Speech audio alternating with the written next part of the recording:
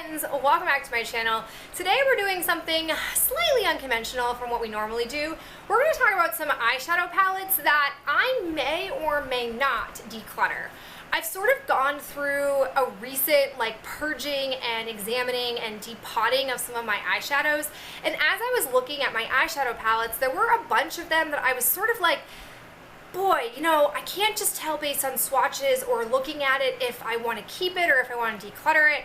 And maybe I want to pan one of these. I don't really know. So I put them all into this sort of box. It's a little bit overflowing. Now that my Lorac Mega Pro palette is kind of on sort of its last legs in regards to having enough shadows to make a single look, I'm going to start bringing these palettes in and figuring out if I want to still keep them in my collection, if they're worthy and make the cut, or after testing them, well declutter them. So I thought I would go ahead and show you guys all the palettes that are kind of what I'm calling the chopping block. The first one that I have is from Too Faced. It's the Matte Eye palette. I don't know if they still make this particular palette in this packaging, but I had gotten this at a TJ Maxx or a Marshalls. It hadn't been swatched, so it was probably fresh out of a box.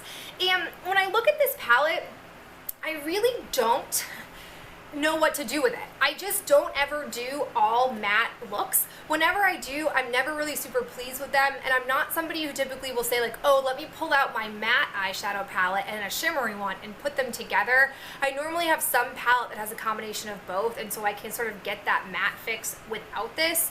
But I feel like these three shades, Tuft Suede, Velveteen Bunny, and Fresh Linen, would be really good all over shades to lay down product. So I'm thinking of keeping this palette just for these three shades, and when it's gone, getting rid of all of these because I just don't ever really use them. I feel like, for example, Vintage Violet, I have that right now. It's my Wisteria color in my Lorac Mega Pro palette.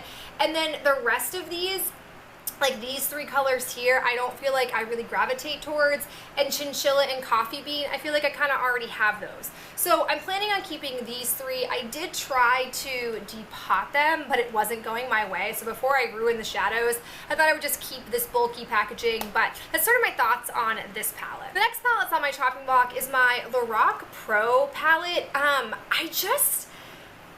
go back and forth on this. I have panned three shades. The champagne color, I swear to God, it looks so pretty in here, but there are chunks of glitter that whenever I apply it, it falls on my cheeks and drives me bananas. And then the rest of the colors, I don't know. I just don't feel like Espresso, Black, Deep Purple, or Slate are my jam.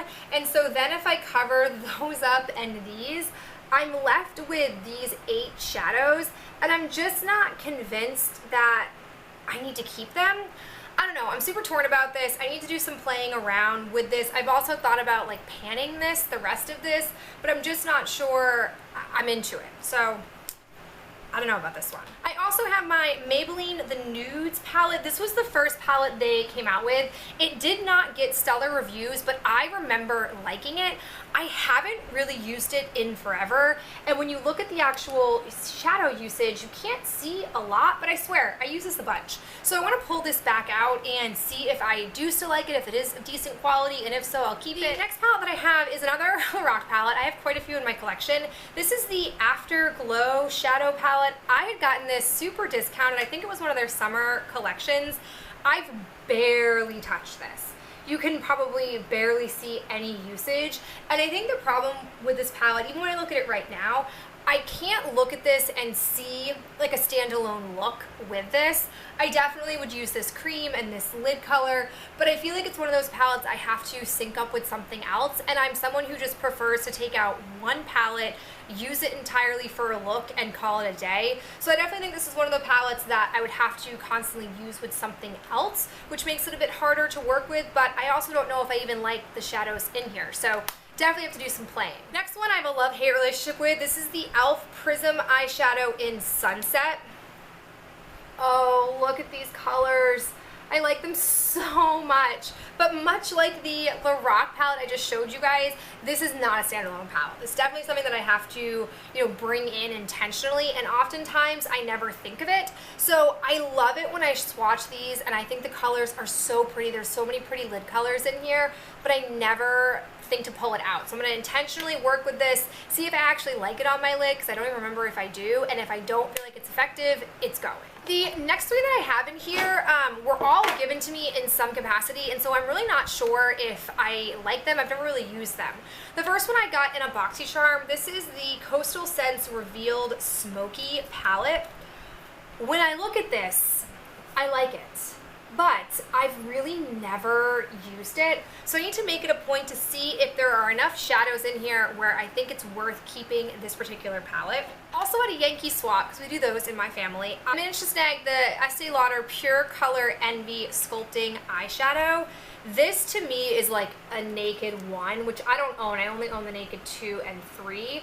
I like this palette a lot when I look at it, but every time I go to pull it out, I'm always like, oh, I like it, but I don't want to do my eyes with it. So I've honestly, I think only used like this one color, and the rest I've swatched, but I don't even remember like how they perform. I've never owned any Estee Lauder like skincare or makeup items, so I want to know if this is any good, but I just never pull it out. And then lastly, this is from Ulta Beauty. This is their Rose Gold 12-piece eyeshadow. I haven't even taken like the shrink wrap off of this, but it looks really pretty when I look at the shadows, but I just haven't actually touched it to know if the quality is any good. I do at least know that Ulta shadows can be really hit or miss, so I need to figure out if I like this or not.